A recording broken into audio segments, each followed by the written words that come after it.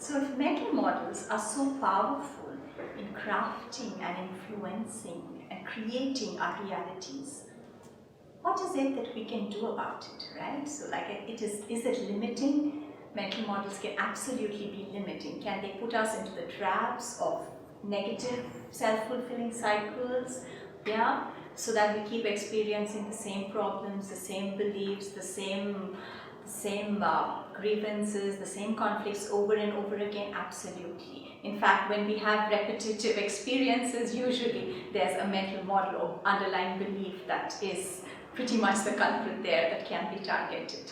But can they also be a pathway for growth and excellence? Absolutely. We can cultivate mental models that are powerful, that are liberating, that are energizing, that are confidence building, that can actually progressively move us through the self-fulfilling prophecy onto the path of excellence.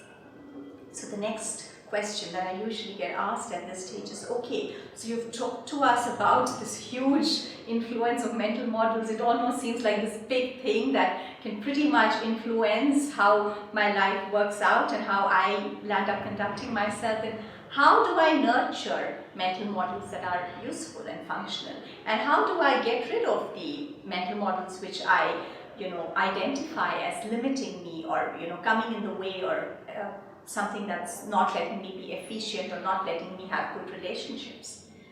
So there is an answer, but it's like all answers, it's an answer that comes with conditions. Let's take the two separately. The way new mental models are created, we said, was that neurons that fire together wire together. That's how learning happens. So if enough times concept A, the neurons related to concept A and concept B in my mind are fired simultaneously or roundabout at the same time, my brain decides that for Ramya, A and B seem to be related. So let's connect these two neurons, these two concepts. So those two concepts start getting associated.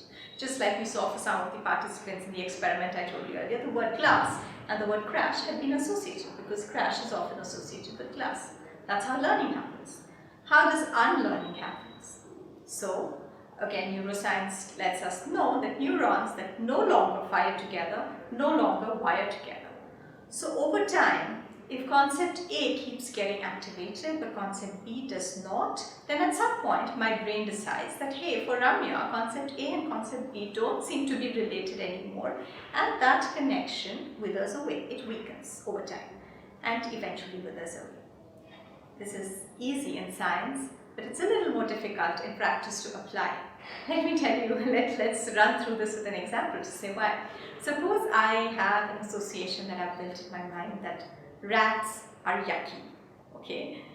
And I've built this over time, it's become quite strong. So now, as soon as I think of rat, it's yucky. Rat, yucky. It's really fast. It's like a super fast highway. Rat, yucky, rat, yucky. So if I need to let go of this model, this association, I need to think of rat enough times and not think of yucky for my brain to figure out over time that for Ramya, rat is not yucky any longer. But because every time I'm thinking rat, even before I realize it, it's gone into my subconscious mind, I'm thinking yucky automatically. This can be quite difficult to do. It's difficult to do using at least the conscious mind. So are there techniques to deprogram these, to break these associations? Absolutely. There are techniques that use the subconscious mind. There are techniques involving therapy. There are techniques involving hypnotherapy. There are techniques involving some forms of energy movement. There's EFT. But there are meditative techniques. Vipassana meditation, for example, really is centered around this whole idea of allowing you to break past associations that you have, because what you do in Vipassana meditation is you get into a place of stillness and you allow stimuli and sensations to come in, but you do not react. So the stimuli comes, no reaction. Stimuli comes, no reaction. So you're trying to tease apart, loosen up the associations that we have built over the lifetime, right? About reacting very impulsively in a certain way to a certain stimuli. So there are techniques, but they take time, they take effort, and they take more than just the conscious mind. So it is not as simple as affirmations, right? So to create new mental models, that's simple. That's why the advertisers use it. We can also use it. Letting go of existing mental models is a little more difficult, but if you identify and if you really want to do it, there are techniques available. You can invest in doing that. So I'm going to suggest to you 2 workaround strategies that you can use to work around dysfunctional mental models that you might have identified. You can of course do one of the deep techniques to sort of liberate yourself from the binding nature of a mental model that you don't want, but you can also use these workaround strategies in the short run, short to medium run, and some of them can have very good spillover effects in the long run as well. So the 2 strategies in a nutshell, and then I'll elaborate on each one of them. So the first strategy actually is to create an alternate mental model and build that up, reaffirm that so that it dampens out the effect of the existing mental model. So taking the same rat example, I might have this association, and I've actually done this with rats and lizards and a whole lot of animals that I used to feel yucky towards when I was a kid, or even earlier in my younger days. So if I have an association called rat yucky, I can decide to start building one say rat cute, rat sweet, rat poor thing, rat God's creation, whatever, okay, something else. Let's go with rat cute. So if I keep reaffirming rat cute, over time, and I build this, right? So I repeat that, I remind myself of that, and I repeat that often enough. Over time, I'm going to have both rat yucky and rat cute. But I build rat cute to a point that it dampens out the effect of rat yucky. So I look at a rat and there is cute and there is yucky, and my behavior is not driven solely by the yucky. And I can, use the science, I can use the, the self-fulfilling prophecy to allow the rat cute to drive my behavior and my decisions and my choices.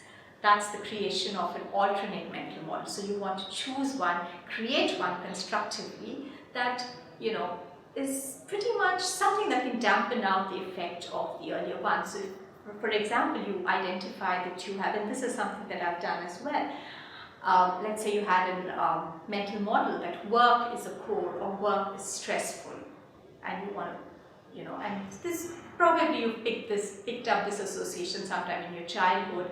I picked it up, I think, when I saw my father coming home from office late in the night, tired and somewhat, irritated and grumpy, and I just formed this association that work is something that drains a person. And it's there. What are the alternate ones? So what are the alternate mental models associated with work that I've created? Work is fun. Work is a form of self-expression. Work is a way of enjoying myself. Work is a way of making new friends.